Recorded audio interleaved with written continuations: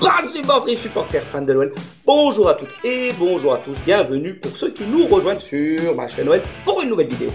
Bam! Oh oui, quel plaisir de vous retrouver en semaine, c'est exceptionnel cette fois-ci, ça change un peu des débriefs du week-end.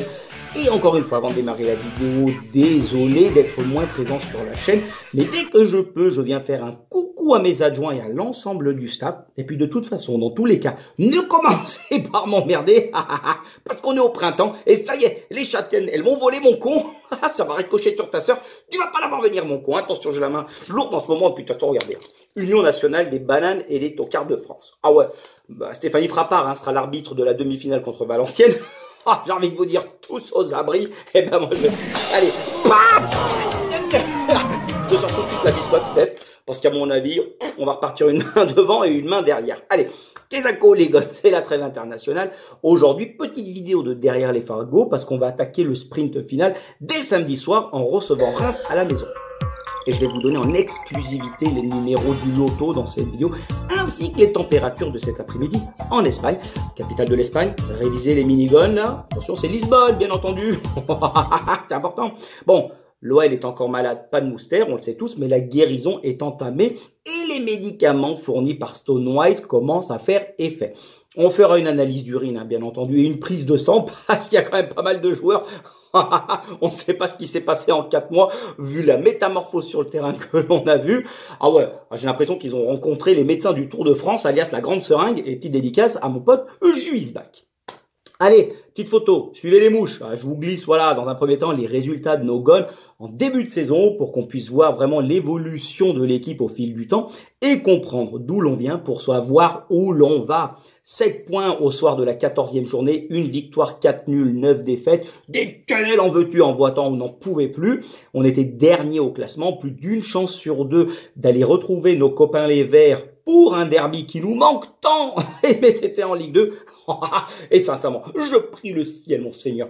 L'ami Stéphanois, vous remontez en Ligue 1 l'année prochaine. On se fait un derby à l'ancienne, s'il vous plaît, avec des bourpifs qui volent. C'est le plus important. On a eu 2 changements d'entraîneur, Lolo White puis Fabio Grosso, on passait pour des bananes et des trompettes chaque week-end. On avait oublié le goût de la gadoche. Ah ouais, mais attention, en tout cas, la saucisse merguez au Groupama Stadium, c'est 77 €. Et le paquet de 3 churros, quand ça grimpe à 44 €, ça commence à faire à picoter, oui, derrière la nuque. Bon, on était méconnaissables. Une équipe sans âme qui zonait sur le terrain comme moi je zone en boutique. On était peu inspirés et peu inspirants également. Tout le monde hurlait au loup à juste titre, mais sans analyser concrètement les fonds du problème. On puait la merde, c'est ça. Voilà, faut se le dire, c'était l'escalade de l'horreur. Il n'y avait aucune consistance dans notre équipe. Sans me vanter, je ne sais pas le genre de la maison, bien entendu. À longueur de vidéo, je vous ai toujours dit que tout doucement, ça irait mieux, qu'il ne fallait surtout pas lâcher dans les moments durs, et c'est là que les supporters vraiment devaient d'être derrière les joueurs, derrière toute l'institution, parce qu'ils ont besoin de nous. Et critiquer, c'est un sport national, babam, mais parfois, faut fermer son claque, merde, babam, merde! Dis non, t'en vas une, t'en vas partir, Parce que ce que l'on voyait sur le terrain, je ne cessais de le répéter, et je l'ai dit, c'est la situation sportive n'était que le simple reflet de notre situation en interne, c'est-à-dire une béchamel de merde et un organigramme à la Sikiche où c'était n'importe quoi. Il n'y avait aucun bonhomme à sa place, où les mecs en place n'étaient absolument pas dignes de leur poste et surtout, c'était mauvais. C'était pas mauvais, c'était très mauvais. Voilà, c'est comme ça. Puis ce bon vieux Jojo Textor, il a écouté le dernier tube d'Eddie Mitchell, un inédit couleur mentalo, et il a mis en place toute une cellule directrice afin que l'institution entière se remette à l'endroit. Je vous une petite photo de ces hommes forts. Le cowboy au Santiago, il a placé David Friot en nouveau directeur sportif. Bon, on va pas se mentir, une petite quenelle, un emploi fictif pour Juninho, conseiller du président à distance. On l'a pas vu depuis, mais en tout cas, il encaisse l'oseille, il a raison. L'été arrive, les vacances ça coûte cher. Mathieu Louis-Jean à la cellule de recrutement et Laurent Prudhomme, directeur général du foot. Et à partir de là, une fois que ces hommes ont été mis en place, bizarrement ça coïncide avec les meilleurs résultats de nos gones et une remontée petit à petit. Ça s'est retranscrit, la stabilité au-dessus, en dessous. Une fois que ta hiérarchie elle est en place, et ben après ça suivait au niveau des hommes et sur le terrain. Une direction en place qui va insuffler la confiance nécessaire à l'équipe. Et yallah, à la brigade du kiff, elle passe, on prend perpète. Voilà. Le mercato, il a été également réussi avec de belles recrues, notamment Matic, on y reviendra un peu plus tard. Et ce qui fait qu'ensuite, les résultats, Stonewise, il a été intronisé fin novembre. lui qui était directeur du centre de formation au préalable, 9 victoires, 3 défaites en championnat, qualifié en demi-finale de la Coupe de France, mais surtout une équipe transfigurée sur le terrain. Des résultats qui ont mis tous nos détracteurs en PLS, ainsi que les supporters qui passaient leur temps à cracher sur l'équipe. C'est honteux! Non, il fallait les soutenir, c'est comme ça. Même si évidemment, il fallait aussi un peu comprendre pourquoi, et vous pouvez critiquer, mais avec des arguments un peu, qui tiennent la route. On a un bloc équipe un peu plus compact, des copains qui font les efforts tous ensemble, il y a du mouvement, il y a des déplacements, et c'est intéressant. Il y a un peu plus de constance sur 90 minutes, même s'il faut pas ruer mes mères dans les brancards, les gones. On a eu un lot de victoires au panache, où la gadoche n'était pas au rendez-vous, et on a été un peu à la bénie des dieux. Ce sont des victoires un peu en trompe-l'œil. On a eu des décisions très favorables face à Nice. Mais à l'inverse, en première partie de saison où on se faisait enfler par tous les arbitres, les décisions étaient contre nous, la retourne maintenant, elle a tourné. On se faisait dévisser la tête par tout le monde. Maintenant, ça a changé. Il y a eu des victoires à la Siquiche où on a retourné les situations, mais cela prouve la force de caractère du groupe notamment et cette faculté à ne jamais lâcher, même dans des moments un peu plus compliqués, surtout face à des équipes plus faibles comme Montpellier, comme Metz et récemment à Toulouse. Mais à l'heure d'entamer le sprint final, il était vraiment important de prendre quelques minutes pour saluer le travail qui a été fait en interne, parce que Jojo il en a pris plein la tronche, mais maintenant, attention, on n'est pas sorti d'affaire, c'est pas non plus l'Amérique, mais il faut noter que c'est quand même mieux, aussi bien sur le plan mental que footballistique, parce que même si on a une équipe en progrès, c'est une équipe qui est en confiance et c'est pas un contenu parfait bien entendu, mais il y a les ressources mentales, c'est dans la caboche que ça joue pour rester serein tout au long du match et confiant pour retourner n'importe quelle situation et c'est vraiment primordial, c'est là-dedans que ça se joue, parce qu'on voyait les mecs le 11 titulaire en début de saison, c'est pas non plus des peintres, mais du moment où la tête ne suit pas, les jambes, les guibolles, elles suivent plus, ça faloche dans tous les sens, on n'en peut plus. Et du coup, j'ai des nouvelles lunettes percées, j'ai fait Optical Center, attention, Dieu bénisse, le verre dégradé, la classe. Oh maman. Bon, faut surfer sur cette vague maintenant et sur cette dynamique, parce que regardez, on est actuellement 10e, on a 9 points d'avance sur le barragiste Nantes et respectivement 8 points de l'Europe si le dernier qualifié est le 6e Lens et 5 points de Marseille qui est 7e si Paris est vainqueur de la Coupe de France. Ça veut dire automatiquement le 7e sera qualifié pour la Ligue Banania Conférence. Bon, Kézako les gars, est-ce qu'on regarde devant ou est-ce qu'on regarde derrière? Parce que derrière nous, c'est plus faible. Devant, c'est quand même meilleur. On va pas oublier la leçon que l'on a prise à domicile face à Lens, où il y a eu 3-0, merci, au revoir, qui montre qu'on est encore un peu léger pour rivaliser face aux meilleures équipes du championnat, dès que surtout l'opposition est plus importante. Mais Dieu bénisse la vérité, au-dessus c'est le soleil. Au panache, bien sûr qu'on va regarder devant. Et je ne fais... Merde, mes lunettes, elles ont volé. On va écrouler la buvette. Oh ouais. Oh, excusez-moi, les lunettes, elles ont volé. Je suis allé les ramasser, c'est pour ça qu'il y a une petite coupure au montage. Parce que déjà que je regardais toujours devant, même quand on était dernier. Autrement dit, il y avait personne dans le rétro, donc c'était un peu plus normal. Mais aujourd'hui, qu'on est pratiquement sauvé, allez, bim bam boum, j'y vais plein faire, on va regarder devant.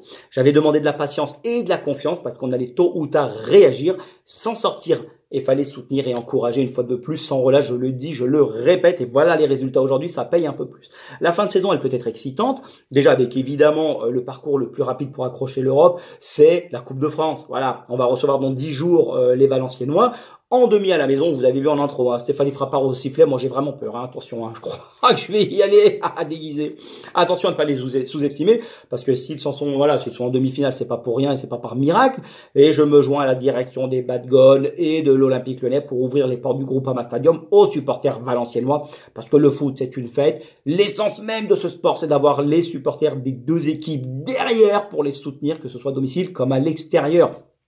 Pas de chicor les gars, on passe pas pour des chibrés s'il vous plaît, on va pas se taper la latte une fois de plus. Mais on est à un match d'une potentielle finale et à 2 matchs du trophée et d'une qualification en Ligue Europa Banania. Et être en finale de la Coupe serait déjà un miracle au vu de la situation fin novembre. Mais alors si on la gagne, personne ne joint, c'est fini, on n'en peut plus. J'achète le maillot de verre et je le fais floquer 6-9 niaoui derrière. Le braquage complet. On en est encore loin, mais il faut vraiment tout miser dessus parce que le chemin le plus court et à la clé, c'est qu'il y aura quand même un trophée qui nous échappe depuis 2012. C'était même Chirac, le président. Voilà. Bon, il faudra crânement jouer notre chance sans prendre de haut les nordistes, bien entendu. Mais le tirage, il nous est favorable. On reçoit à domicile, c'est un match à guichet fermé qui plus est, et on pourra tous ensemble pousser derrière nos goals et éviter, les matchs pièges par excellence, comme face à Strasbourg qui est vu, tirer le frein à main, en quart, ils ont garé le bus devant la maison. bon, c'est fini. Voilà, tu prends quelques chouquettes et ça dégage bande de nains, c'est terminé. Mais si on passe ensuite en finale, il y aura Paris ou Rennes. Sur un seul match, tout est possible. En finale, ce sera le 25 mai. La saison de Ligue 1, en plus, elle sera terminée. Elle se finit une semaine avant. Et par contre, voilà, mon Jackie, la finale de la Ligue des Champions, elle est prévue le 1er juin. Suivez mon regard si Paris y est. Bon, je leur souhaite, hein. Mais Paris en finale, ça risque d'être toujours un peu plus compliqué. Mais quand il y a un trophée national à la clé, tout reste possible, même si Paris ne sera jamais en finale. Rennes, ce sera tout autant difficile, mais un peu plus jouable. Je pense que même s'ils sont en excellente forme, on pourra un peu plus rivaliser collectivement. Rendez-vous déjà en demi pour voir si on a le droit de rêver. Je vous mets une petite photo des matchs restants parce qu'en plus, en Ligue 1, il va rester 8 journées. On a 4 matchs à domicile, 4 à l'extérieur et pas des moindres. Ça sera pas une mince affaire à les Gones, même si voilà, on espère accrocher l'Europe sur un malentendu au niveau du championnat. Ça risque de bégayer sévère. C'est l'enchaînement du milieu qui va chicoter là après la réception de Reims. On va avoir Brest, Paris, Monaco, puis Lille, soit tout simplement les 4 premiers du championnat. Tiercé, Quartier, Quintet plus, Porte de Vincennes, dans le désordre. Bon, la vérité de notre fin de championnat, je pense qu'elle va jouer sur ces 4 matchs. On a vu un renouveau de l'équipe, malgré les grosses difficultés face à Lens. Donc là, il va falloir vraiment être très costaud pour réussir des belles performances, et enchaîner ces 4 matchs qui vont valoir leur pesante cacahuète. Ah ouais. Parce que oui, j'y crois que ce soit 6e ou 7e place, on peut le faire. Et ça sera, là, voilà, si la 7e elle est potentiellement qualifiable, rien n'est impossible à condition que tout le monde y croit et déjà que joueurs comme supporters, on mette l'abnégation nécessaire à ne jamais rien lâcher. Sur ces 4 confrontations, j'ai fait mes calculs. Hein. Ah ouais, si on prend 7 points, allez, 2 victoires, Brest et Lille. Un petit nul à Monaco, une défaite à Paris, ce qui serait voilà non plus pas illogique, par exemple. Et croyez-moi en mon expérience. Hein. Je peux vous dire que j'ai presque le même pif que Jean Lassalle. Regardez la petite photo que j'ai mise. Voilà.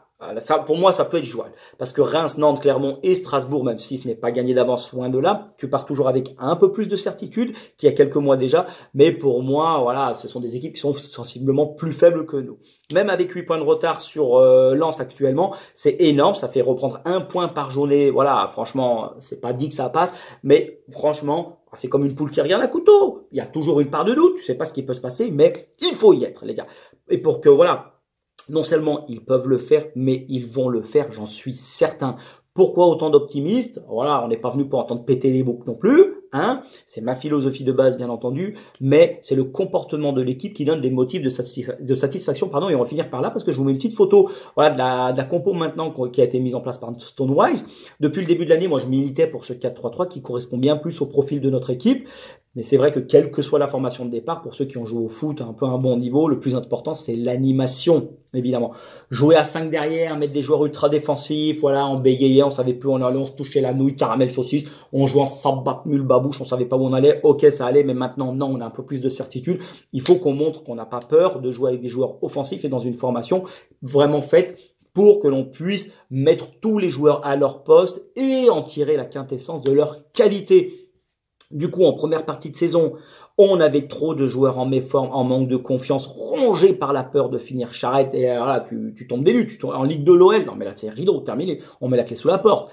Nos mauvais résultats sont un mélange de tout. Il y a un manque de caractère du groupe, des joueurs complètement à la rue, mais surtout qui ne faisaient rien vis-à-vis de l'entraîneur pour nous sortir de cette quenelle sans fin. Il n'adhérait pas aux propos de l'entraîneur. Il y avait une cassure, il y avait quelque chose, il n'y arrivait pas. Et depuis Stone Voice, on a un groupe qui vit bien, qui s'éclate et qui a retrouvé les sourires qu'il manquait sur le visage de nos gones.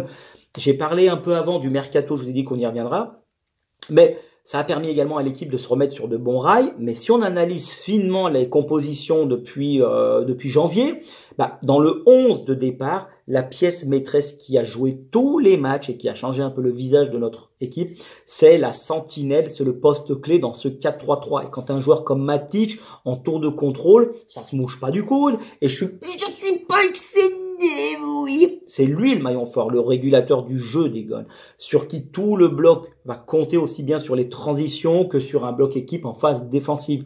Parce que Benrahma, Mangala, Orban, Fofana, Perry et Adrielson qui sont venus également lors du mercato hivernal, aucun n'a autant joué en tant que titulaire que Matic. Alors, il y a à la limite l'Algérien qui a fait 5 titularisations, mais ça fait que la moitié des matchs. Donc, au final, tu te retrouves avec quasi la même équipe que sur la phase aller, avec des résultats diamétralement opposés. Comment t'expliques qu'avec 80% des joueurs qui sont exactement les mêmes, Kezako, Pourquoi du comment on était dans la sauce, sincèrement, c'est incompréhensible, mais c'est là que ça s'est joué. Matic, il est à la fois l'équation et la solution qu'il nous manquait. Il a apporté toute son expérience, sa sérénité qui s'est propagée autour de lui. Un mec d'expérience qui a joué au très haut niveau de Chelsea United, la Roma. Alors ouais, c'est pas le joueur le plus rapide qui va percer les défenses balle au pied, mais il va te transformer de la merde en or. Techniquement, c'est juste, c'est propre. Le seul petit bémol, c'est son manque de coffre, parce qu'il finit souvent rôti, mais bon, il a quand même 35 piges, l'ancien. On est une équipe de possession. Donc son jeu colle parfaitement à la philosophie et aux caractéristiques de l'équipe. Contrairement à Rennes qui pratique un jeu beaucoup plus direct et des transitions vers l'avant plus rapides, eh ben forcément sa lenteur, elle n'aidait pas l'équipe à accélérer le jeu. Mais Kezako, lui, peut filmer sa tige pépère, pépouze avec nous. Et en plus de ça, il a permis à Cacré de se sublimer et de retrouver un excellent niveau. Il permet à toute l'équipe de travailler autour de lui et surtout de mettre dans les meilleures dispositions notre général Sean Paul, la casette. Il rayonne dans l'entrejeu et il fait rayonner ses coéquipiers. Mangala, Tolisso peuvent jouer plus haut, se détacher du rôle d'organisateur. Voilà, à la relance parce qu'ils savent pas le faire. Et ben lui, voilà, bam, tu le mets, c'est terminé. Tu lui donnes le ballon, tu sais que ça va être dans les pieds, toutes ses passes vont être réussies. C'est parfait, il n'y a rien à dire. On prend moins de buts parce qu'on a également une charnière bien plus sereine, même si parfois ça a un peu tangué.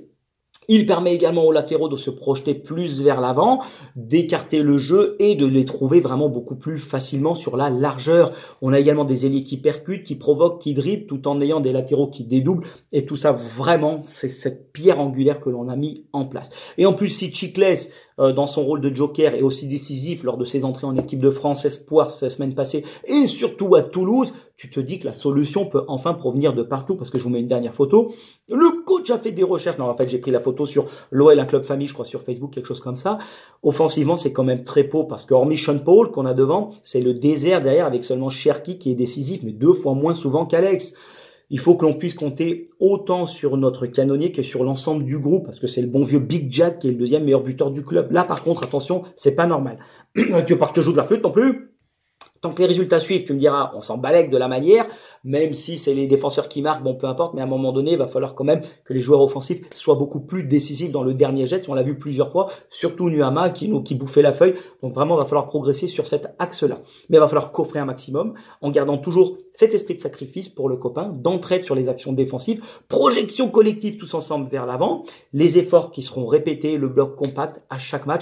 On a la sensation maintenant que même mené au score, on a cette force et cette puissance collective qui rassure et qui se dégage, qu'on peut renverser n'importe quelle situation. C'est fini, finir le froc plein de merde, le slip sur la tête, et alors tu l'enfiles, c'est terminé, tout ça.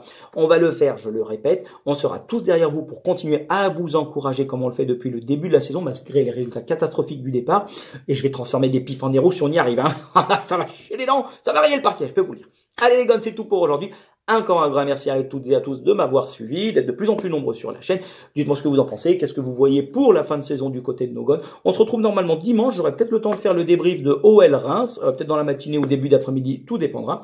D'ici là, portez-vous bien, il fait chaud, attention, sortez quand même couvert, mettez peut-être une petite cagoule pour les godes, et n'oubliez pas, le litre d'essence est passé à 74,30 €, profitez-en pour faire le plein. Allez, tchuss les godes et passez une belle journée.